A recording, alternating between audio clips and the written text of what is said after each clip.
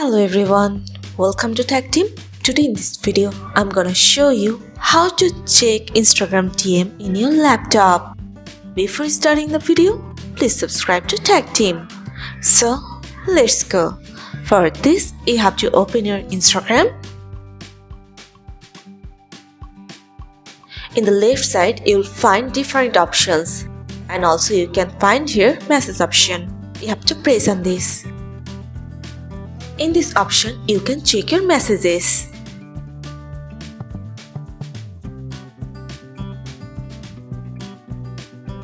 In this request option, you can see here message request. And here you also can see here hidden request.